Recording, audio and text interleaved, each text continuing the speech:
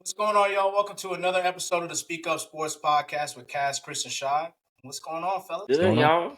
Glad to be back. It's been a minute. In fact, a lot of A shit lot done happened. shaped.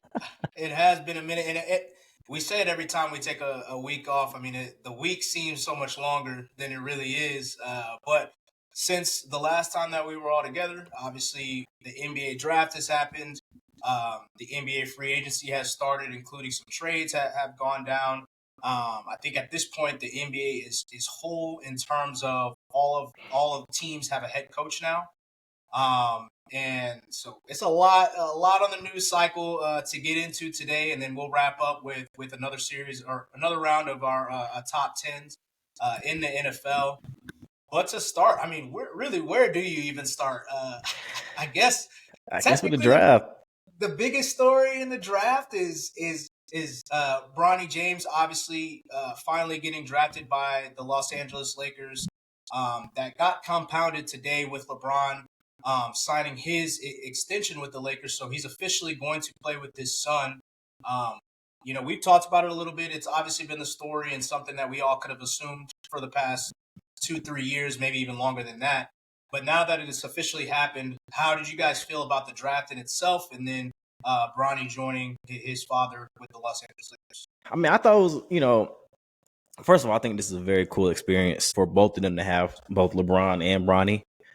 Of course, we've seen the news cycle this past week, kind of both ends of the spectrum, as far as people that do, like it, respect it, and people that are like the nepotism people, I guess you could say. Where I am is I'm kind of in the middle. And what I mean by that is, of course, like on draft night, or the second day of the draft, we heard about Rich Paul calling around the team saying that don't draft Bronny, or he's going to where he say Australia or whatever. We don't know if that's true or not, but it probably is. So where I'm at with it is, I would actually like to see like what would happen if he hadn't done. Like, we know, like what teams actually liked him and how high he would have been. So I'm on that kind of end of the spectrum. Not as far as like, I'm not mad at all that he's 55th pick. Like, people are getting upset that he's like, you've seen stories about like he's taking people's spot, talented people. Like, it's the 55th pick. Let's be real now. He wasn't picked at 17. Like, come on now. So I'm at a point where I'm like, I want to know like who all was interested and who all would have picked him if Rich, didn't kind of finagle his way into, to finagle him to the Lakers. You know what I mean? So just who all respected that talent. So I think that kind of did him a little bit of disservice there, which they kind of rewarded him today, I guess you saw, or yesterday with the contract that they ended up giving him. So I guess he didn't lose too much money, guarantee overall, as far as like going in the second round. So that's cool and that's probably why he did that as well. So it was all probably mapped out, but I think it was cool. I think this is awesome. I can't wait to see it. I know they're going to probably have it out there on the floor as soon as possible, both of them. I know he's going to spend some of his year, in the G League, but the way it's looking, he might get some minutes for real. So, how you feel about it, Chris? Like you said, people are arguing about the whole nepotism thing, but it's the fact that if Rich Paul, let's just take it as face value, he did do that. That means people were going to draft him. I mean, he was going to get drafted. Mm-hmm. That's what it sounded like. He was going to eventually get drafted. They obviously made it a way for him to get drafted to the team with his dad, but either way, he was apparently going to get drafted, so I don't see where nepotism even come in outside of, just wanting to play with your dad. I really think he went later than he would have, so I don't see how they can. So I actually think that's possibly the best point that has been brought up by anybody, because nobody has said that, at least from what I've seen. But I mean, that's a great point. Yeah, but so I mean, it's exciting to see. We all grew up watching LeBron since he started playing basketball, and just the idea of somebody being able to be in the same league as their son and playing on the same team, I mean, this shit kind of crazy. But the overall draft, I mean, it was cool. I mean, they probably could have still left it at one day since it's only 2 rounds. But I mean, I ain't really mad at it. Yeah, and the nepotism angle, I mean, we could just put it to bed. Obviously, we've heard all the people rebutting it, talking about nepotism in front offices. Obviously, we know ownership is just about it seems like it just keeps getting passed down. Obviously, I'm a fan of the Indianapolis Colts, who has the Irsay family who's been owning the Colts forever. obviously got passed on to Jim and is going to get passed on to his daughters when he has his last day. But I mean, honestly, it's just stupid and to me because first of all, the billing leading up to the draft was this was such a sorry draft and these players aren't good and all this stuff. So now, we celebrated Marvin Harrison Jr. We celebrated Peyton Manning and Eli Manning and Arch Manning, obviously, who is currently at Texas. He's not a son of theirs, but he's a family member, and that's somebody that people have eyes on already.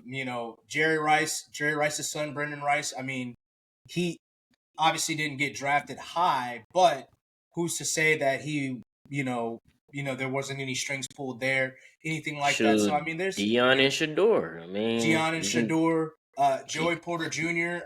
getting his son getting drafted by his father's former team. Okay, so like let's not do that. Like, sure, it's nepotism if you want to say that, but obviously also there's a part of it is, hey, this guy is in our backyard. We know what his work ethic is. We might not know that about a second round pick or just any pick in general. We know that he's going to put in the work. We know that he has traits. He obviously, it's a lot of people that are, it just seems like there's no grace given, and that's to be expected with LeBron James or, anything associated with him, for the fact that a kid, his heart stopped and he missed most of his, obviously he missed all the lead up to the season. He missed some of the season and then just gets thrown in. They already have developed the chemistry, already developed, who's the in line first, second, third option and stuff like that by the time he's joining. So I mean, it's a tough situation for him, and obviously other teams were interested in him if he did transfer to go somewhere. But it's just overall it's LeBron. So with anything with LeBron, there's always some extra curricular added to it. Even with the Rich Paul stuff, even if it was true, whether it's true or not, like, it's not new. It's not the first time anybody's done it in any sport. Obviously, to even talk about Eli Manning and his father, we all know Eli Manning went number 1 overall, but he didn't play for the team that he got drafted for. And why was that? So like, let's not do that. And now it's just like we've never had this much talk about a second round pick. Let's not make it. Let's not be up in arms about it just because it's LeBron.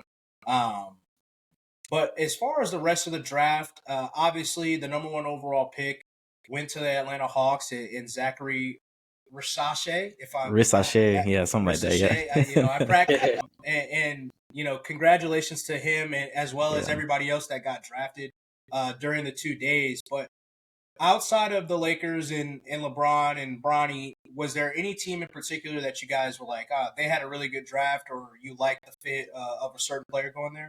I mean, I'll just get on board with what everybody was saying pretty much that first night. I wasn't expecting Minnesota to jump up as high as they did to take Rob Dillingham. And, of course, we talked about it while the playoffs were going on about Minnesota having just an extra, like, bucket getter in the back in the backcourt or just in general. That's what they were missing.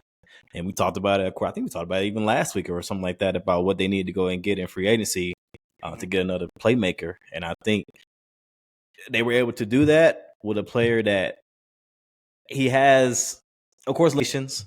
And I don't know if he ever starts. He definitely doesn't have to this year. But from the film I watched, like he can go out and get a bucket. He can be that 6 man, kind of just spark off the bench, and that's kind of what they need.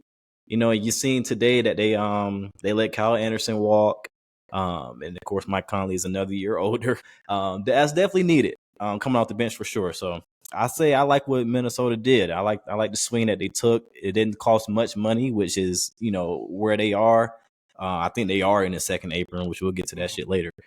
So they can't make too many moves. So this is like I guess they labeled it as a way of like a loophole in it to get a draft pick that makes that type of money, but you can't stop it, I guess you could say. So I like what Minnesota did. First overall pick. I mean, it's interesting.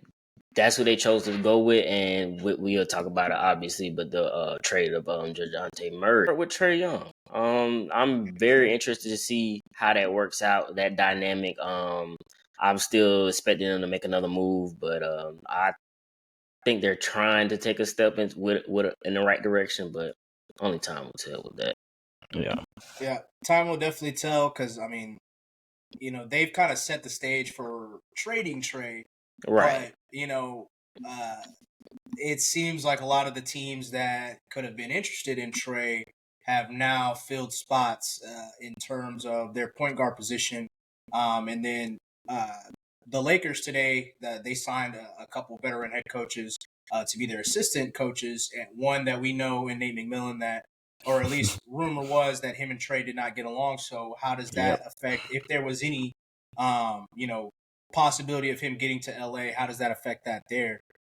But outside of Minnesota would have been one of the teams that I had as well, with them getting Rob Dillahan and Terrence Shannon at the end of the first round.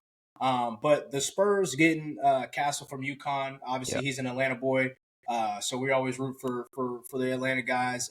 And then I don't know if I want to say a winner, but first of all, with Castle, I mean, I think now with the addition of CP3, you have somebody that can teach both the young point guard as well as help with the development of Victor Wembanyama, which I think is going to be huge. And they seem to also be the favorite right now, or at least in the running for Lauri Markkanen. So we'll see how the whole roster ends up shaking out. But Zach Edey going to the Memphis Grizzlies. Yeah, they've been rumored to have been interested in getting a center. Obviously, over the past 2 years, Brandon Clark has been injured. They had Steven Adams as well, who got injured, but they traded him out. So they've obviously been looking for a center for a minute. But I just find it interesting because along with Versace going to the Hawks, now that gives the Hawks, even if they do get rid of Trae Young, the Hawks now have Jalen Johnson and him kind of at their wing position. And then with the trend of a lot of teams seemingly trying to get those two wings, it also seems like teams are also going back to the original big, two bigs in the lineup kind of starting lineup, because now, obviously the Cavs with Mobley and Jared Allen. We obviously had Minnesota this past year with Cat and Rudy Gobert. The Dallas Mavericks obviously ran two bigs as well, multiple bigs really, but two bigs. We're going to probably, if Edey ends up starting, now we've got Edey and Jaren Jackson, and Jaren Jackson is, obviously he's not like 7-footer, but I mean, he still plays like a big. He's still a big. And the Lakers are trying to do the same thing with Anthony Davis. So we're seeing a lot of teams going towards that route. Do you guys think that it's, and we'll get into this a little bit with the end of the Warriors, do you guys think that we're transitioning more towards kind of back to how basketball was originally played? Just with the, obviously with the accelerated development of the big men and being able to shoot and do all that. I mean, yeah, in a way, I think trends are indicative of the level of talent that you're working with. That's period of time. So a lot of guys are coming in. A lot of these guys are 7 foot. Have that length coming in that they're able to play either the 4 or the 5 and be versatile within the offense. So I think a little bit, but you also got teams, like the Celtics, like the Heat, that are still kind of just rocking with, I don't want to say small ball, but like not a traditional, 4 or 5 like what we're used to. So I mean, I want to say it's trending back, but I want to see a little bit more. The Heat are trying to have Bam be the power forward as well. Right. So they're trying to get a big. And then another team that I didn't mention, Oklahoma City, getting Hartenstein. Hartenstein, that was a big one too. Yeah.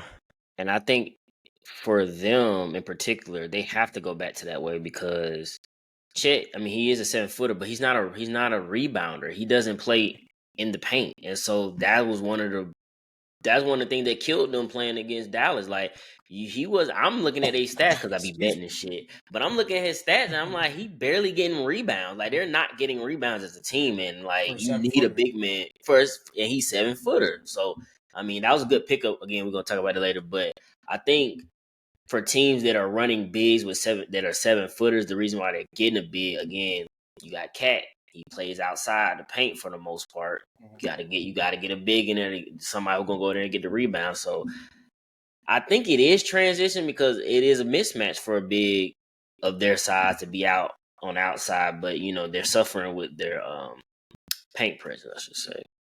Yeah, and I think you're seeing less and less of the Julius Randle, Aaron Gordon kind of build. Like, you know what I mean? Like, I don't think we're seeing a lot of, and that's what you substitute for fours, usually. And then you had, of course, like LeBron and all that, of course. But like that kind of build is what allowed you to kind of like, okay, we could downsize a little bit. It's not a lot of those guys left in the league, not really. So just transitioning to more height instead of like girth, in a way, I guess you could say, pause, would be like what I'm seeing as a transition. And it's interesting because, and there's some other teams that we didn't mention, like the Wizards, obviously getting Jonas Valanciunas in free agency and picking up Sarr. Yeah. One thing I will say, I think it puts the Cavs, and we can kind of transition to this into the coaching hires, but I think it kind of puts the Cavs in a weird position because, at the beginning of the offseason, they were looking at possibly getting rid of Jared Allen, and it's now like, you got to keep them both now. Jared could have a lot of value, but it's also like, what are you giving up? Like, if you do that and trade him away, now are you putting yourself in a bad position where you don't have those two bigs to handle it? Mm-hmm. But with that being said, mentioning the Cavs, they obviously hired Kenny Atkinson he was a Warriors assistant. Obviously, in the past, he was the Nets head coach. The Detroit Pistons hired J.B. Bickerstaff, who was the Cavs' previous head coach. We talked a little bit about J.J. Redick. How do you guys feel in terms of I guess those three coaching hires, the most recent coaching hires? How do you guys feel those? Which one's your favorite? Do you guys think those were good coaching hires, or did you think that they should look elsewhere? I guess we can include Charles Lee with the Hornets as well. I would say the Cavs because of the circumstance of how these coaches being hired. J.B. Bickerstaff was fired. So, you hiring somebody just fired, you just cycling these coaches around. Kenny Atkinson, that's a promotion. He just came from being assistant coach for the Warriors, good organization or whatnot, and to become a head coach, that's good. The J.J. Redick, again, is tough because he don't have no experience. Like, I don't like the fit for him, at least not with the Lakers, because now your expectations out the roof now. Especially now that LeBron is signing back with them, your expectation is you got to be good now. Like, there's no reason you shouldn't be competitive, and you should expect bumps and bruises along the way as a rookie head coach. And I just don't know how that bode well for him. So that's probably my least favorite one. Yeah, I definitely have my reservations about the J.J. Redick kind of fit there, which we talked about. But I think my favorite one is actually the J.B. Bickerstaff going to Detroit. And you mentioned expectations, Chris. I think this helps him immensely in this spot here compared to where he just was. He got he helped build that team up to the point where they were not championship contenders, but they were competing in the Eastern Conference. I could see that same kind of route where, well, I don't know. We'll see what the fuck Detroit does as far as like front office and shit. But I can picture a world where JB builds that team up to be playoff contenders to the point where they probably don't get over the hump, and he's going again to, you know how this shit goes in the NBA. But I think for right now, as far as expectations, this kind of fits the mold of what, and that's probably why he took this job too. He's like, I can really do my thing, build this up how I want to, and in a couple of years, compete for the playoffs. Go from there. What was your favorite shot? So, obviously, naturally, Kenny Atkinson, I did like the pickup, and I'm excited to see how if the Cavs are choosing to go back into the season and kind of run it back with the core four, I am excited to see how he, number one, unlocks Evan Mobley, but more importantly, he just unlocks the four of them in total and their ability to play with each other. But I gotta agree, JB Bickerstaff. I think that I kind of, it's my favorite, but it's also the worst in my opinion for him, because obviously the rap against him was, you're only a coach you're a great coach for building up this young team, and getting and establishing a culture, but you're not a coach that people can see winning a championship. And I don't know if I necessarily agree with that because obviously he was there with Cleveland for a few years, but with the injuries there, you didn't necessarily get to see exactly them fully. So I don't know if I 100% agree with that, but I do wish kind of that he got an opportunity to prove, maybe dispel that, and I don't know if he will get that opportunity with Detroit. Yeah. But you can't ask for a better person. He's a great dude, great coach. He's going to establish at the very least, a defensive culture there. Don't necessarily know how it's going to be with, there were rumors that he had some issues in terms of with the players, whether that be Garland. It definitely seems like he had some issues with Jared Allen. And there was some disagreement there, but possible issues with Donovan Mitchell as well. So it'll be interesting to see how that goes in Detroit.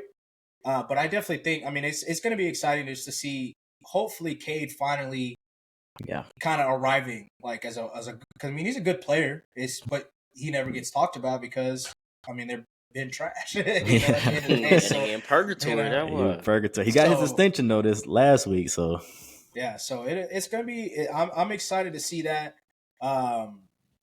And I guess the other coaching hire we didn't include there was Mike Budenholzer, but I don't know if anybody is truly excited. I think everybody's kind of like, we'll see. It has the potential, obviously, just because of the players, but we've also seen the KD superstar or super teams for the past 5 years. So yeah. Yeah. Shout out to Darvingham getting picked up very quickly for Milwaukee, bringing on his boy favorite player Taurean Prince. For real though.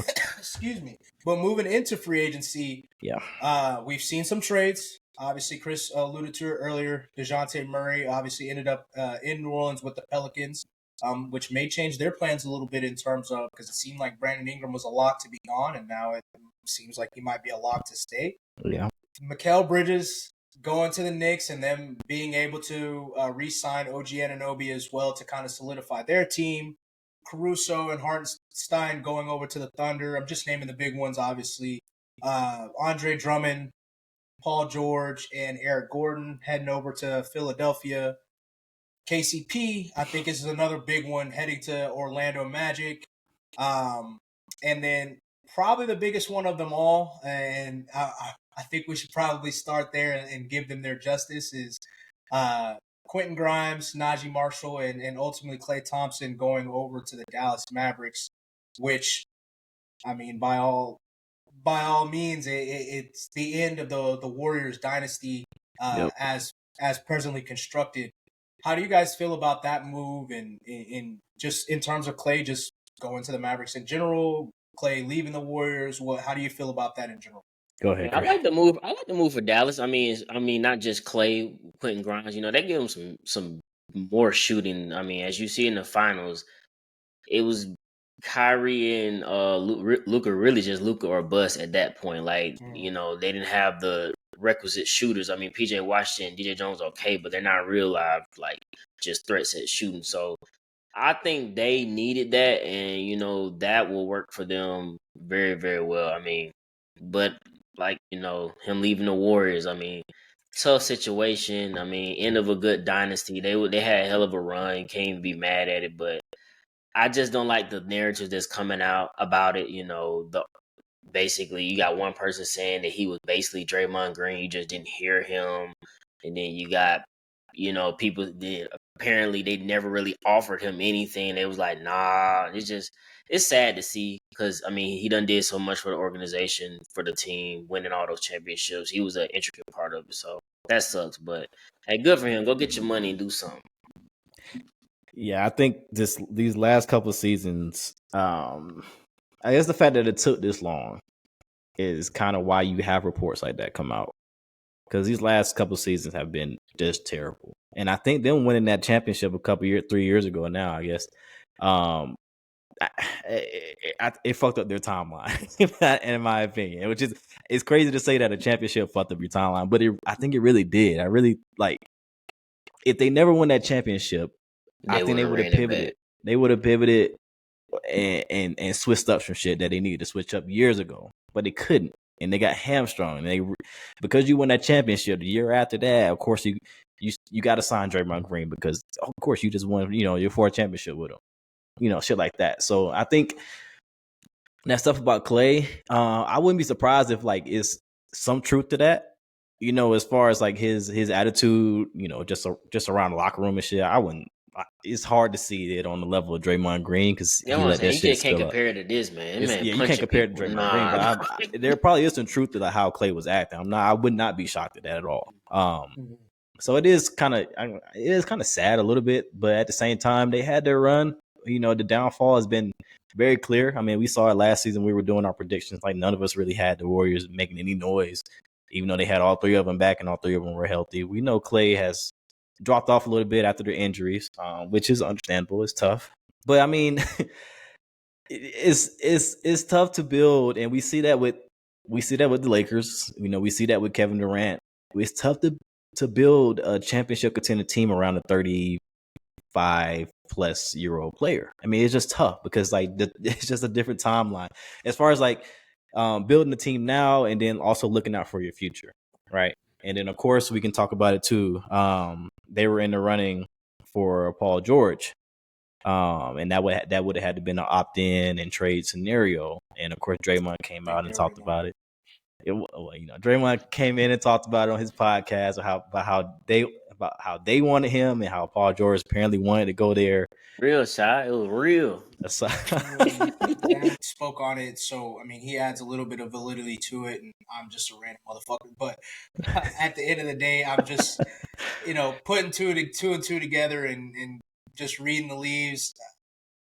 First of all, the Warriors, if they were going to trade him, probably going to have to part with Kuminga or, I mean, I guess Andrew Wiggins could be in there, but they're going to take some type of young talent back, whether that's Pods or Kuminga. And then, obviously, like, Paul George could have forced their hand if he really wanted to. Yep. I mean, if he really wanted to be there, he could have forced their hand.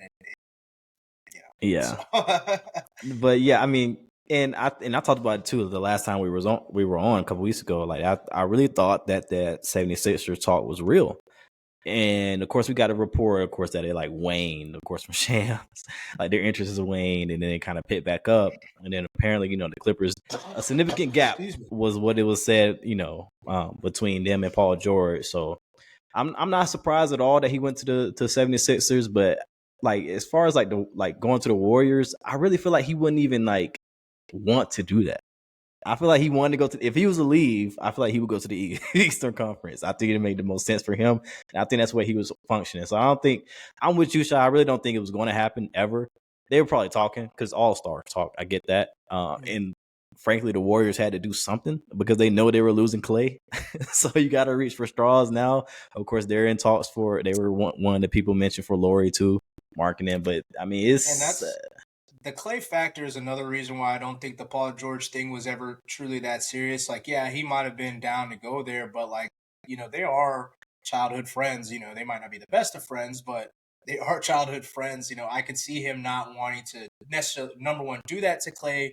Number two, be the follow-up behind Klay. And, after it seems like they're the locker room is not, that whole situation doesn't seem like it would be ideal, given how the optics of it right now. An ideal for your last big contract, exactly. too. So, and that it has, I mean, could very well blow up mid-season. It can. That's facts, man. Just being realistic about it, but I would have to disagree in terms of what you said about the timeline. I actually think that their timeline was.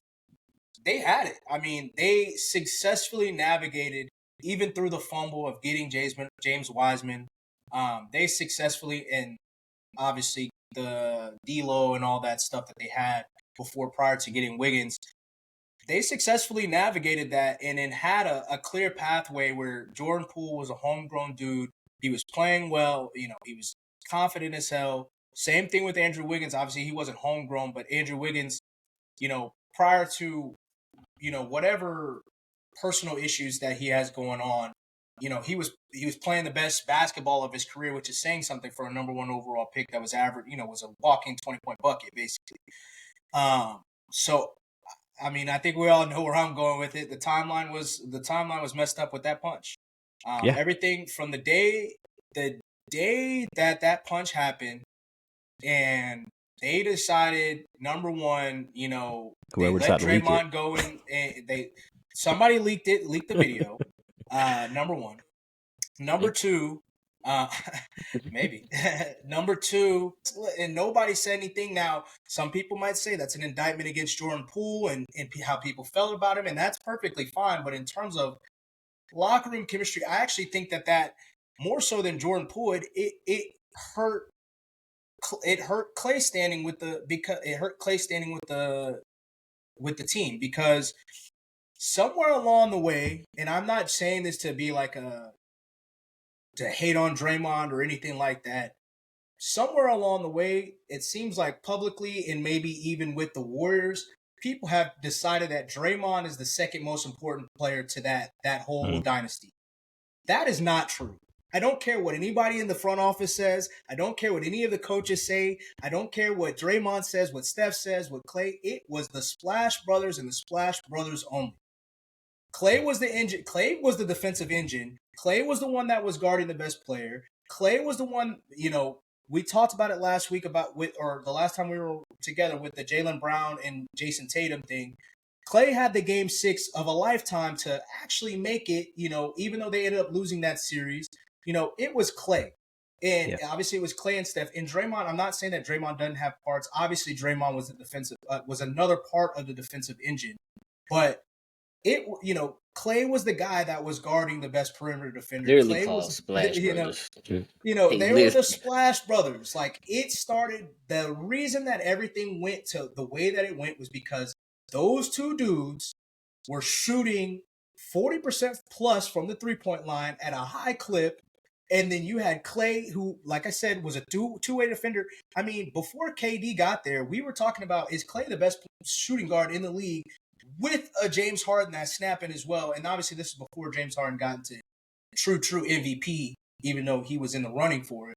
But, there was even points in time where we were talking about, is Klay the best two-way player in the league? Obviously there's Kawhi, but is it Klay, does Klay have a say? So, I think somewhere along those lines, and it's just grown, credit to Draymond because he's marketed himself that way. He latched on to Clutch and LeBron, so he's obviously got, not saying that that's the sole reason, but obviously there has been some like standing where people were like more and more have started to respect Draymond to a certain point. He's obviously got his podcast, but people, like, I feel like that's just really what's hurting Klay standing because, like you said, Draymond got paid, and I talked about it when I said that the Warriors weren't going to make the playoffs. Once you enable Draymond and continue enabling his actions, you ruin everything because now he feels like he can speak on whatever, he can say whatever. He's the guy that, everything pretty much, he acknowledges Steph, but he's the guy that he feels like, everything they not doing it without talking to me, basically. Like, you know what I'm saying? Like, and to compound that, what he came out on the podcast, his recent one, saying that he almost went to Memphis. And that he went and called, Klay and Steph separately and told him, and apparently the owners convinced him to stay. Like him getting the cojones to say that shit. You know what I mean? At this point in time, given the situation, especially. Exactly. It's like, dude, all right. At a certain point, it's like, all right, now that shit is enough. And you can make an argument that nobody has sacrificed more for that team than Klay, because. Just like I said, people have somehow gotten into their minds that Draymond was the second most important, blah, blah, blah. He also, there was also Klay he's taken a lot of hits. Obviously, he got injured back-to-back years, so that was obviously tough and grueling mentally. Then the next year, I want to say it was the next year, he didn't make the top 75 team. Which, with them accepting KD coming there, he's the one who really, even though he still put up his stats and he was still consistent, he was the one that kind of took not necessarily maybe taking a step back, but He had a shift. based on He had a public shift. perception, Yep. it was KD and Steph, and then Klay is just the guy that he can have a bad game and nobody Man, talks he about became a it. role player. Just say what it is. He became a role player. Which is wild because we had those conversations. Like people, like you said, people do forget like how these conversations went. When it was when they all went to the Hamptons and shit, people were really asking, "Was Klay there? Was Klay there?" You know what I mean? Because Klay came out and said, "I'm not sacrificing shit." If everybody remembers, you know what I mean. So it's interesting that we got here and people are like, kind of surprised, but the writing's been on the wall, To complete the timeline, he has those 2 back-to-back injuries. Now you missed the top 75. Now you have people saying Klay is not who he is, and Klay hasn't gotten back to where he was. And then he came out with the guys like, I understand I'm not the same, maybe athletic, but like you're not giving me no type of grace. So you can see the frustration building. Then who knows how that locker room was that entire year with the Jordan Poole stuff. And if Jordan Poole may have been talking shit to Draymond, imagine maybe what he was saying to the guy that he's possibly replacing, So it's just like a bunch of stuff. And at no point where they seemingly, in my opinion, they continuously enabled and Draymond, there was no point where they kind of enabled and backed Klay, in my opinion. And I think ultimately with the money situation and all that, it just adds up to, it's sad, truly. Like you would think they would get rid of Draymond. And like I said, I'm not trying to be disrespectful to Draymond at all, but just given everything that's happened and given the fact that he's what Charles Barkley likes to say, the triple single. To say that Klay's declined and then to act like Draymond is still that guy, or you know what I mean? Like, I don't. It is wild, but that's it for Golden State. Of course, we saw Steph, make his post, share his pictures on Instagram. It's gonna be different. So it's gonna be a different look for those guys, and we'll kind of see how they navigate this because I can see Klay still playing a good 3-4 seasons at a high level. So how are they going to make this roster work to be competitive? I don't know. And it seems like the Warriors are scrambling. They obviously went after PG, and there's reports about Lauri Markkanen, but without them trying to give up those young players, I really don't understand. And first of all, no disrespect to Lauri Markkanen either. It's my guy. He used to play for the Cavs. He obviously, helped get the Cavs Donovan Mitchell and everything, and he had a great season for us. He probably kind of reinvigorated his career with the Cavs, and then it led to a career with Utah.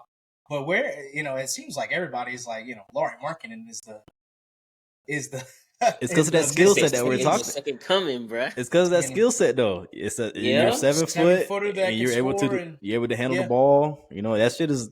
You try to get that in, stretch that motherfucker out. But I just don't. I don't see. There's not really any needle movers, in my opinion, for the Warriors unless they were to have gotten LeBron or KD again. Excuse me, obviously, but it's going to get dark for them. Obviously, they picked up DeAnthony Melton and Kyle Anderson, and there's been rumors about Buddy Hield being a part of a sign and trade there. I don't think that's been finalized yet, if I remember correctly. Outside of that, what's your biggest takeaway? I feel like I already know where this is going to go from free agency thus far. And who's your favorite pickup? I don't know. I guess the biggest takeaway for me would be just the amount that New York gave up to get Mikal Bridges. I understand what direction they're going in, but that team is about to be relatively small, if we being honest. Especially with losing Hartenstein to OKC. Team is in itself, but I don't know. It just doesn't seem like a team that can last throughout the year.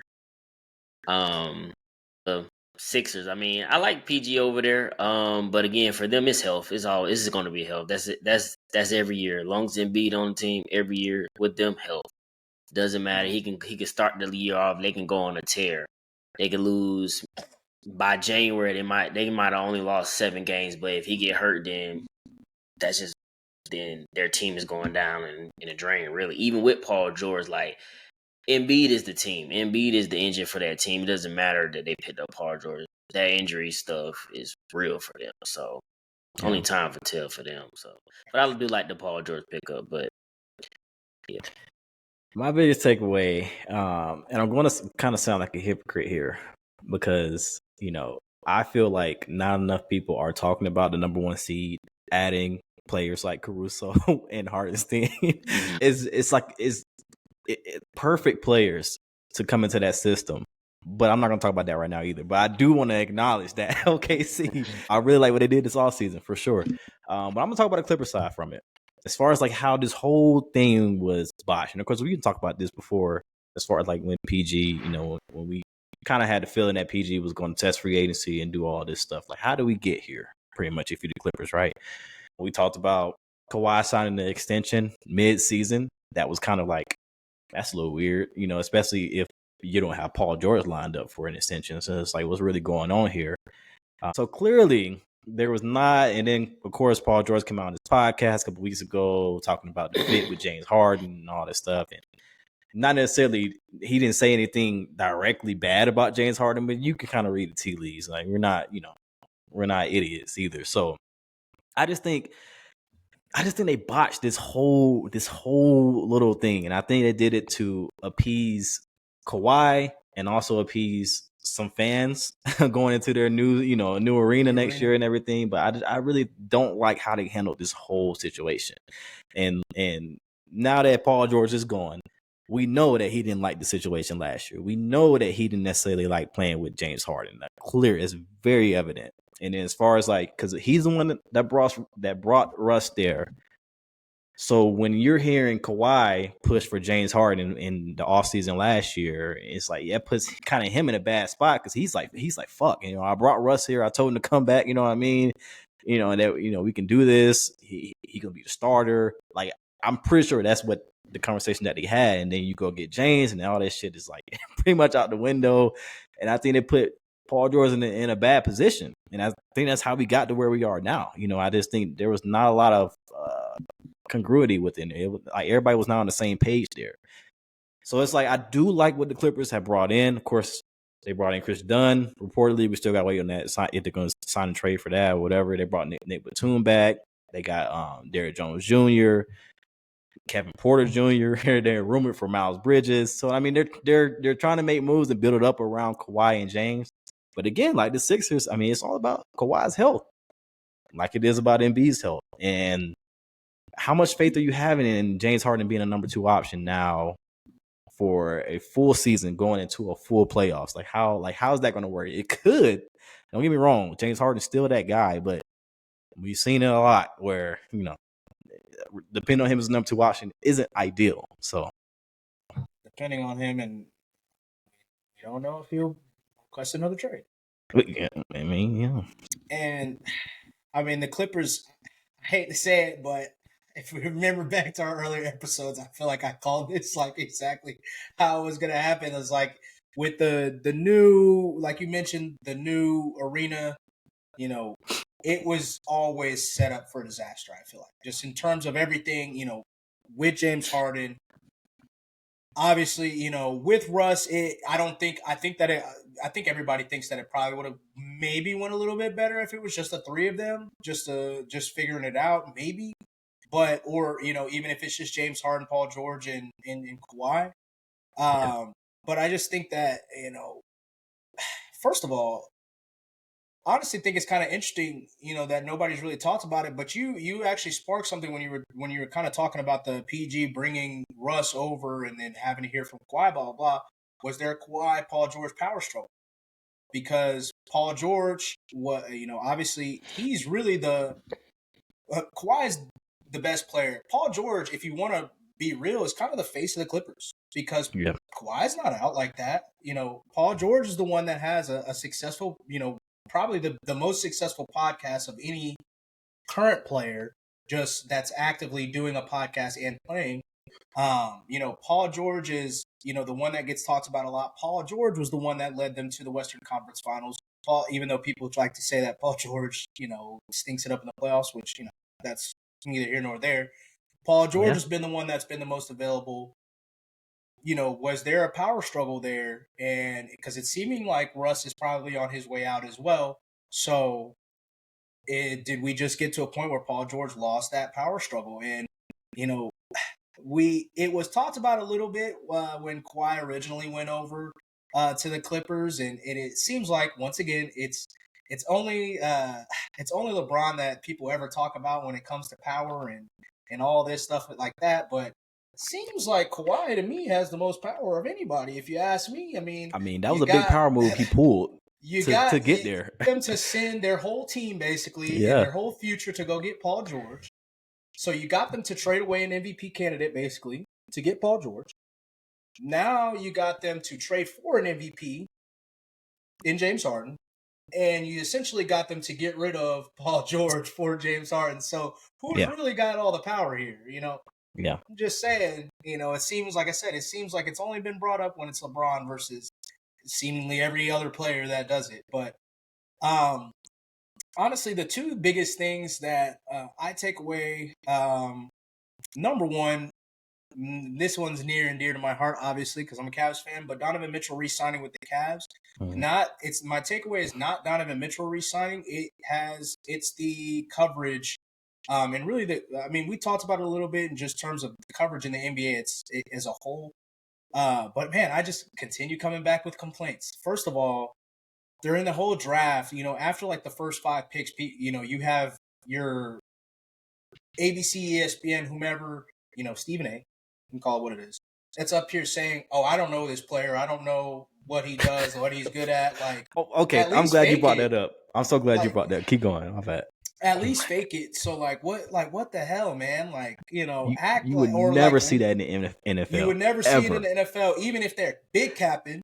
You would never. They would at least act like they know or read off stats or whatever it could possibly be. But like, that's just not a good look, especially when you're talking about kids on the biggest day of their life thus far. NBA only got 2 rounds. Right. Exactly. So come on, we're talking about 60 players. Kyle doing this shit for 7. We still on the TV talking about 7-round picks about what they did in college, where they're from. I like that 5th round pick. I like that. You know what I mean? But you can't 60 players to give an informed opinion or try to at least. You know, like it's ridiculous. The coverage is so bad. It's bad in the NBA. Crazy. It's just very nasty and you know, it's like, bro, like just do better. So that's my number 1 complaint. Number 2 complaint, and it's funny because I'm about to complain about something that I initially thought when LeBron James signed his contract, but Donovan Mitchell signs his contract. It was obviously a 3-year. You know, Brian Windhorst came and pretty much said or Woj actually came out and said, hey, he did the 3 years so that he can get his 10-year vested, so he can sign a supermax basically.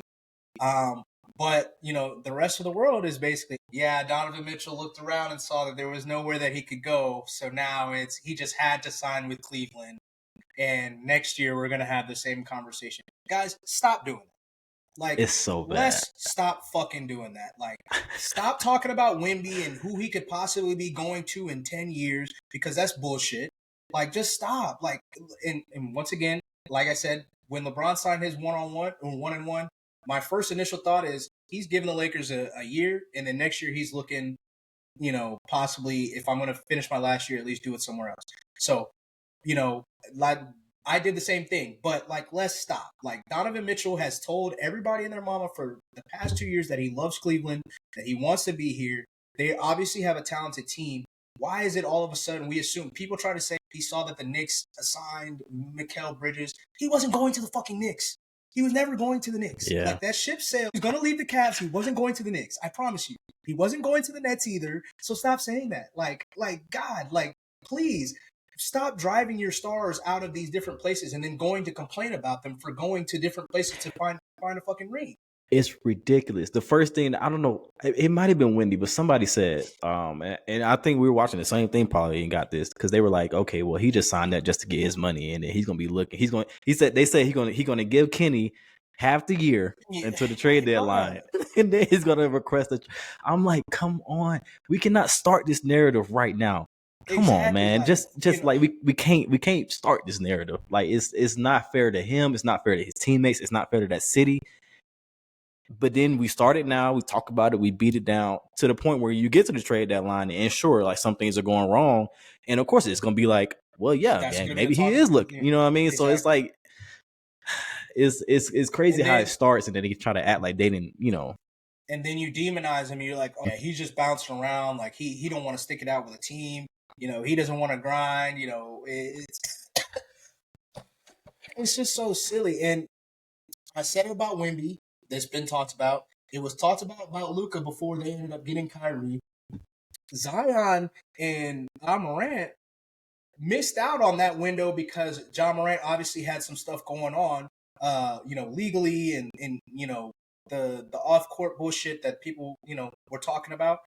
And then Zion, his injury situation. But even then, people were talking about him trying to go to the Knicks and stuff like that before he signed his extension. So it's like, bro, we can't, especially when you're talking about small market teams like Cleveland, like New Orleans, like, I'm sure it's going to happen with Therese Halliburton in Indiana. And, they already started talking about the Clippers. Hey, the Clippers they actually have a plan this whole time. The only reason they got rid of Paul George is because they want to get Anthony Edwards to come over to LA in 2026. That's not what stop doing that. Like, stop. The team just went to the fucking Western Conference Finals. Like, what are we doing? Yeah. Come on, man. Like, it's just crazy. So, like, that I had to get on my soapbox about it, but I mean, damn, yeah, like, no, bro, I get relax. that. Like, it's just so nasty and bad coverage. But my other takeaway is, man, the Lakers. What are you doing? What are you doing? What they doing, Chris? Excuse me, man. Look, they selling. That's what they doing. We've made the jokes. I made the jokes in our chat and stuff like that, and talk about them being a poverty franchise, but. In reality, there's nothing worse than being the team. They say, I think there's two things. Number one, people say there's nothing worse than just being a middle of the pack team. There's nothing worse to me than having leadership that is only there to save their job. And that seems like, obviously the Lakers have made trades. They made things happen. They obviously went to go get Russell Westbrook and stuff like that. But it's like you're scared to pull the trigger. Based on the reports, it seems like you're just scared to pull the trigger on a lot of things, or like you're thinking too hard on it, or what? Because, I mean, excuse me, but it seems like all the reports of the Lakers have to give up everything under the sun, and then we see DeJounte Murray go for a second-round pick and a ham sandwich. I'm sorry, like, Rob, you're doing something wrong. You're doing something wrong. Whether it's Rob, whether it's Jeannie, it's not because you can't. It's you're choosing either not to do it or you're just dragging your feet. It's one or the other. So, like, what is really going on? There's nothing worse than somebody that is doing everything to stay at a point where you're there's no risk. There's no risk. Yeah. There's no real risk. You have LeBron, you have Anthony Davis. You can definitely go into the season and be like, we're going to try it out. We trust our 2 top 10, 15 players in the league to figure it out. You can get away with that, and of course, it's LeBron, so everybody's going to be like, it was LeBron anyway. But it's like you're just doing everything to escape accountability. So it's time for him to truly be on the hot seat. If they don't make a move by the start of the season, and I'm being dead ass serious, if they don't make a move by the start of the season, I don't care if people want to say that they're dysfunctional or not, he needs to be fired. He needs to be fired. And in reality, if they don't make a move by the end of the USA Olympics, he needs to be fired. And I'm being dead ass serious. He should have, honestly, in my opinion, he should have been fired. Now, of course, we heard a few years ago, actually, that he burned some bridges when he was an agent, and that's why a lot of, the people don't like to deal with him now as a GM, which as more years go by, this shit looks like it happened. You know what I mean? It looks like he did burn some bridges, because you see, for instance, and this is switching sports, I know, but you see what happened on Hard Knocks. You see with Joe Shane and Dan, I can't remember his name, it was Morgan, whatever.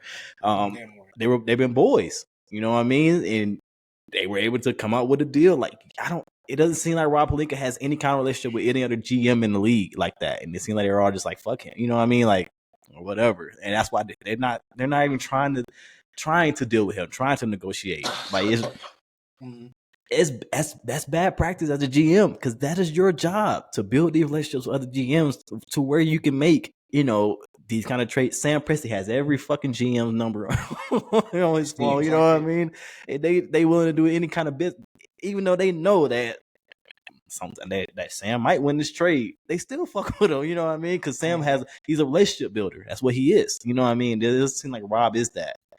And that's a problem when you're attracting free agents as well. You know, it's not, you can't just rely on your stars. You cannot rely on a Kobe. You can't rely on a LeBron to just bring everybody, a AD to bring everybody here. Like, you gotta do your job too. You know, you struck out, and then very publicly on your head coach that you were pursuing this year. That is on the GM. Like it really is. You struck out on all these free agents that were rumored to you, all these trade targets. They all went somewhere else now, and now LeBron's resigned, so you can't even get DeMar DeRozan, who was the last kind of leap you had. So it's like, I just don't know where else you would go. I think you just have to move on. But I know they're probably not going to, but I think they really should. You can't keep rolling this back with Rob Pelinka and expecting something different. That also doesn't include the Dwayne Casey pulling his name out of consideration for an assistant coach. And, you know, we could say whatever, maybe that it had nothing to do with the Lakers, but it's just optics. You know, perception is reality. And who wants to go work for a GM that you look at the past coaches, even though one coach won a championship, they still got out of there. Even if, okay, we don't know how much LeBron is, you know, ahead of all. I get that. But still, optics, you are the GM. Who wants to work under you? Andy says that he supposedly does not want to come back to LA, even though they offered him a spot to be an assistant, you know, continued player development. And he's been there for multiple years. So somebody that's in the building deciding, hey, I don't want to come back. Yeah. Tragic. It's not because of LeBron. I promise you that. Yeah. It's not. It's just it's such bad practice. People always want to say, you know, the teams are nervous about LeBron. They're not. They see who it is. You got an opportunity to coach LeBron. You got an opportunity to coach Jokic, who's going to have power. Giannis, who has power clearly. He got Darvin Ham. He got his last coach fired to get Doc Rivers. He obviously had Drew Holiday traded for and traded out. You know. Yeah. They're going to go. They want to coach these people. Like at the end of the day, you know, they can be. You can be just as good of a coach as you are with a mediocre team as you are with a great team and great players. And people are going to be looking at you with the great players and be like, "You're the greatest coach ever." And with those mediocre players, you're the biggest bum. They want to coach. So like, miss me with all the LeBron power bullshit. Like, just stop. Yeah. What are your thoughts on that, Chris? Or are you pretty much in line with us? But I didn't like. He had to have burned bridges for real. They probably see his number. They just hang up. They're like, yeah, nah. I really think that's why. Yeah, nah. And like, and it's unfortunate because this go back to just, you know, hiring JJ as a coach is like, you have, it just feel like I'm content to where we at because I know with LeBron, we're going to at least make the playoffs or whatever the case may be. And it's like, we can be relevant.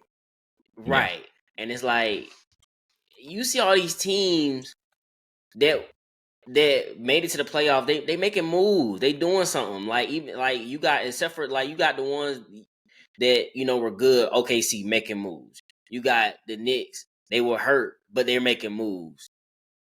Y'all wasn't hurt, and y'all didn't make it past the first round, and you just like, well, whatever. You had your most healthy season since 2020. It's just like, well, whatever. And it's like, you don't think that means you need to make some kind of move? You need to make some adjustment, like, besides firing your coach? That's all you did. And I get it. You know, I fully think that if they did not play Denver, that they would have been in the finals. I'm putting that out there. If they would have saw the Mavericks, I think they beat the Mavericks just the same way the Celtics do. They would have just been a mismatch. I think they were a mismatch for every team in the West aside from the Denver Nuggets. It does not mean that you don't try to get them. Because, you know, people get older, things change, you know. JJ Redick might have a different use case or use in mind for the different players. You know, it's just, Rob, you're on the clock, brother. Like, dead ass, look at this roster that you have right now for the Lakers. What are you really expecting from this team? Like, I get, okay, of course you got, and of course you got two of the top 15 players in the league. Cool. All right. And people are saying, well, Austin Reeves isn't a bum. You know, Rui isn't a bum. Okay, but are they the right people for this team? I don't care about, like, if they're not a bum or not. You know what I mean? Like, you have to build a squad. You got to build a team. Like, and you saw last year, you got players, you re-signed players like D'Lo, Vando, and Vando misses basically the whole fucking season, pretty much. Gabe Vincent basically missed the whole fucking season, pretty much. Fine enough, ain't it, Sean? Vincent, Torian Prince, it's like what are we doing here? And then so you're pivoting because last year you relied on Darvin Ham's relationship with a lot of guys. Actually, ever since he's been there, you relied on his relationship with Dennis Schroeder. You relied on his relationship with Torian Prince. Even Gabe Vincent, like you relied on that stuff to kind of like, okay, we can bring him in, it'll be fine. Darvin know what to do with him. Now you get a coach like JJ who doesn't really have that relationship. He has a relationship with some players. Don't get me wrong, because he was just playing like a couple years ago. But you know what I mean? Like he doesn't have that coaching relationship with a lot of players that you can rely on to bring in. Okay, he could be our 14, 15 guy. He could be our vet that we bring in. Like you really don't have that. So now they're just like doing nothing, as you see. So it's bad over there in Lakeland. And like I said, they've got an opportunity over the next couple of weeks to make some shit shake, but it just doesn't look. It just doesn't look like. It doesn't look likely. I don't know. I don't know what they could do. And missing. I think even if the most optimistic Lakers fan, or even fan of Rob or how Genie have been doing things, losing out on Klay Thompson. I don't care what reason they said. You could easily convince a guy that grew up a Lakers fan. Grew up, his dad played for the Lakers. His dad is a broadcaster for the Lakers. Giving an opportunity to continue on a rivalry with a team that he just got disrespected by. You can't convince me that you couldn't make it happen. Make a mediocre pitch to bring that man in. Like, come on now. Yeah. Come on now. And they say he felt it was going to be the same as the Warriors. Like, I'm sorry. That's saving face. I know. I like the Dallas Mavericks, and obviously I picked them to win the finals. If the Dallas Mavericks and the Lakers were playing head to head, I would not have picked the Mavericks to win. Like, I would not have picked the Mavericks to win. They've made some great moves, but it's not. It's talked about so much how the Lakers finally got a fully healthy season. It's not like the Mavericks got a healthy season for the most part of it, Kyrie, and that's not something that you can necessarily count on. So, I don't want to hear that he feels that the Mavericks are further along. I don't believe that for a single second. And that's the reason why when we talked about it a couple weeks ago, when we were talking about fits for players, the reason why we all said Lakers for Klay, I like Klay's fit on the Lakers more than I like it on the Mavericks. Now, I'm not saying the Mavericks shit would be bad. I think really need another ball handler more than anything. Exactly. I think the Lakers fit would have been more natural, and I think it's a little bit more ball movement, honestly, than the Dallas Mavericks have, which is good for Klay, and that's honestly what they've been looking for, what they've been needing for years now is Klay's mode. I think that fit would have been so much better, and I think you could convince Klay of that. Klay could have went there and been their second leading scorer. I don't know if he's going to be that in Dallas, but Klay dead ass could have been their second leading, and honestly, a lot of nights could have been leading scorer if he went to the Lakers. Honestly. The way it's set up, I just think they really dropped the ball on that big time. They did. But that makes it that's about it for all the biggest moves. Obviously, the Celtics, they re-signed most of their players, and Derek White, Jason Tatum, Tillman, and Luke Cornett as well. So none of the other major players, I guess, in either conference really made moves outside the ones that we mentioned. So we can probably put a bow on free agency and trades for now. Obviously, I'm sure as soon as we log off here, we're going to get like 3 more. Russell Westbrook to Denver. But let's go ahead and switch gears into the NFL and get into our top 10 cornerbacks this week. So we're going to go ahead and stick with the outside cornerbacks. Obviously, slot defenders, especially more and more with the passing offense, is a little different from the outside corner, and it's a little bit more specialized. You could argue that it's more important, or maybe not more important, but it's very important. It's his own starting position now. Yeah, definitely think it's worth doing them separately. So with that being said, let's go ahead and get into it. You want to start us off, Chris? Okay, so my 10 would be Sauce Gardner, Patrick Surtain, Jair, Jalen Johnson, Denzel Ward, and then I put I think he's gonna have a good year, even though I don't like them, but Trayvon Diggs, he's coming back, so I think he's gonna do some. I still got Darius Slay up there. Then I got AJ Terrell, Okay. I got your boy up there, Marshawn Lattimore, and then to round it up, I got Stingley. Okay. All So you right. got. I feel like really the only maybe inclusion there probably Stingley or I mean for some, well, no, yeah, probably Stingley. And Humphreys, Marlon, I had him right outside. So Okay. Yeah. I'm actually surprised you put AJ in yours. He barely made my list. I'm not gonna lie to you. I'm gonna tell you when Shy said something about slots, I had McDuffie there, so I took him. I took him out. I took him out and put AJ there. So you kind of like your first out, yeah. All right.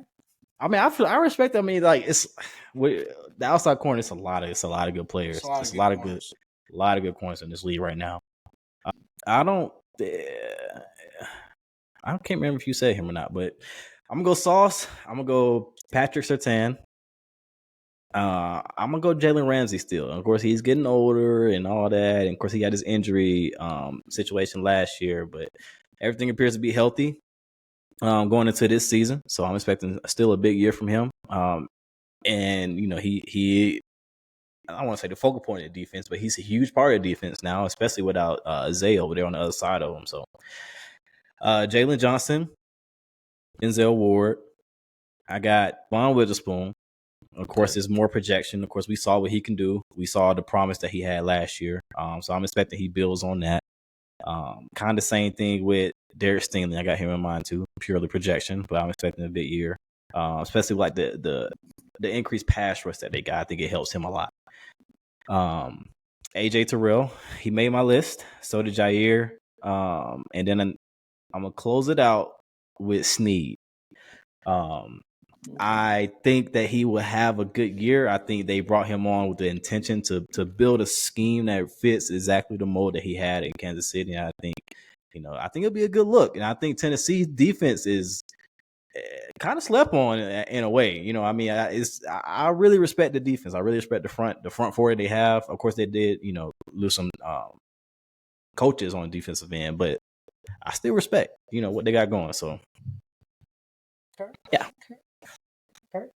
So I'll go ahead and get into mine. So starting off, I also went with Jalen Ramsey, inside, outside, safety versatility. I mean, I think he continues to be a lockdown corner or one of the best corners in the league by season's end. Pat Surtain, hopefully with another year in the system and maybe some better quarterback play this year, that the team as an overall would be a little bit better, but. I think he continues his trajectory of kind of being that one or two best corner in the league. I also had Derek Stingley. I think everybody, from college, the projection, he was always kind of destined to be that top corner in the league. And I mean, I know Sauce has kind of gotten injured. Yeah, Sauce has kind of gotten the recognition, but he was better than Sauce last year, in my opinion. And so I just think he continues that. I also had Jair Alexander continues. I mean, he was my defensive player of the year last year. So, I put Tyson Campbell in there. Obviously, Nielsen coming from the Falcons. I think that the Jaguars defense takes another step, obviously, with Josh Allen signing back there. And I think Trayvon Walker takes another step as well. So I went with Tyson Campbell, Sauce Gardner as well. I mean, I think that's easy one. You would hope that I think the Jets continue on with their defensive dominance, and then hopefully the offense plays better. We can get a healthy Aaron Rodgers throughout the entire year. Yeah. So I actually went with the other corner from Seattle, and I went with Rick Woolen because of obviously the defensive coordinator from the Ravens going over there, Mike McDonald, and I just think that he has a huge season. I kind of went with a lot of young guys. Honestly, I think that we have a couple guys making a jump. I went with Christian Gonzalez. Okay, I like that. So Christian Gonzalez was, I obviously it was only a couple games, but I mean, he was one of the better corners to start the season last year. Like 4 or 5 games. It was like, yo. He got the assignment of the number one guy as well and kind of being that guy to follow. So I think that he has a strong season this year. Joey Porter Jr., he actually, obviously had a strong season last year as well. And I think that with once again, hopefully better quarterback play. Even though it's for us, better quarterback play. The defense continues its dominance and continues to play well. He has a good season. And then rounding out my 10, I had Denzel Ward. Just think that the Browns defense, once again, I think this will be the second year under their defensive coordinator. His name is escaping me right now. Jim Schwartz. Jim Schwartz. For Cleveland, I don't, is he the defensive coordinator or D-line coach? Either one. No, he defensive coordinator. Defensive coordinator. That's what I thought. It seems like he, for the first couple of years, they always had the dominant defense, and then that last year or so it kind of fizzles out. I think we're right in the middle of that, so I think the defense continues to dominate, and we could see that three corners possibly from the Browns be interchangeable in that top 10. I mean, they've got a stout room, and that rounds out my top 10. I don't know how I didn't. I guess because he really didn't play last year. I did not have Ramsey in my top 10. That was a mistake. No, that was a mistake. That was a mistake. Nah, I'm taking Lattimore. I'm putting Ramsey in there. I'm taking Lattimore. Lattimore was on my bubble. I had him in the next. I don't know what the fuck I was thinking. I was like, wait a minute, because you said it, and I was like, hold on. That's why I was like, I can't remember if you said him or not. I was like, whatever. Lattimore was on that bubble though, along with Tavarius Ward from San Francisco. I mean, it's a lot of good corners in this league. So it's you could tell and it's becoming one of the premium positions now. It hasn't JC Horn. You haven't seen the pay necessarily reflect that yet. But I think it's coming. I think they're due. I think they're due very soon. Because that's a very important position now. So yeah, it's a lot of good corners, and I tried to lean on teams that I felt were going to have good defensive lines as well as just pure ability as well. Which surprisingly, I was actually. It's kind of the reason you guys alluded to earlier when we were talking about it that I wanted Kenny Moore in there. But I wanted to put a Colt in there because I do think that the Colts will have a top 5 defensive line this year. But we've got a bunch of young Colts, so I just don't like that. Yeah, I get that. I can't wait. I can't wait to see it. I'm excited. I think that was and Jalen Johnson. You guys both had him, and I wanted to put him in there, but I was nervous. I don't know. Obviously the Bears ended up having ended the season really well defensively, but I just don't know. Full season, I'm a little nervous. That's partly why I didn't have him in there, but we'll see. We're getting closer. About 3-4 weeks away from training camp? 3 weeks. 3 weeks exactly. Damn, that came kind of fast. 3 weeks away from training camp, and the storylines hopefully will pick back up. We still got Justin Simmons, a bunch of free agents that are still, that'll start making some waves here in the next. Stephon Gilmore still can play. Stephon Gilmore can still play. Would be a big addition anywhere. I don't know if they're waiting to see if somebody gets injured in training camp, or if they're just like, hey, we're going to sign right before training camp. There's no point in us signing right now. But I am interested to see where they go, and hopefully we get some better news aside from more Dallas Cowboy podcast news. Michael Parsons news. God, don't get me started. And Aaron Rodgers coming back from Egypt. But man, that gives us a wrap. Big episode, big past couple weeks in the NBA, especially with the draft and free agency. Like I said, we are probably going to see some more trades. We got to see what happens with Trae Young. Obviously, Lauri Markkanen, DeMar DeRozan. One Zach thing that Levine, I wanted to mention, Zach LaVine, who supposedly could have. The Bulls are offering up for peanuts, and nobody wants to take it. So, one person that I do before we sign off that you mentioned it when you were talking about the Clippers, but Miles Bridges, I don't know if the Clippers are truly interested. I thought that the article that came out about them being interested was a little weird because why would either the player or an agent float that they were interested in a team because they're giving out second chances given the nasty allegations that he had? That's kind of a weird. That's kind of, but you also saw that he didn't necessarily quote that article, but he quoted on Twitter, Miles Bridges quoted one of the aggregate accounts, and because they used a bad picture of him. I was reading all this shit. I don't know if you've seen that or not. I saw the picture request, but I didn't realize it was I didn't realize that was the origin of it because somebody posted a picture of his shots. Quoted that, so I mean, I feel like he wouldn't even pay it any mind if it didn't have any kind of bones, because he basically posted right under, I think it might have been Legion Hoops or something like that. He posted right under that saying. Given what we talked about earlier in the show with the trend with the two bigs or just the two wings, I mean, he's kind of versatile like PJ Washington, his former teammates. So I actually think that, like I said, given the nasty allegations that he's had in the past, I'm not sure he's ever going to get a big contract, but he is sneakily one of the biggest possible pickups for any team, especially at this juncture. Honestly, like if he does go to the Clippers, which it does seem like they are like last chance you over there. Facts. Somebody said on Twitter too. But I think that's a great fit. I really do. I think that's a fantastic fit. Now you gotta get all that shit in order, because I mean at this point, here the Clippers, it is a bad look because you got Josh Primo, Kevin Porter Jr., Kai Jones, and now you're talking about getting Miles Bridges. Well, let's take Kai Jones out of that. Let's not disrespect Kai Jones like that. Like, I mean, Kai Jones didn't have the level of those three, but he had some shit going on mentally. He was. So he had some shit going on mentally. I don't want to loop you into that. That's fair. Three. That's fair. Yeah, no, you're right about that. But I mean, it wouldn't surprise me because obviously that's a place where he could start as opposed to being like a Naj Reid and being a six man at other places. But I mean, we'll see. But that gives us a wrap. Another episode of Speak Up Sports Podcast, man. Catch us on YouTube. Catch us on all social medias. And we'll catch y'all next week.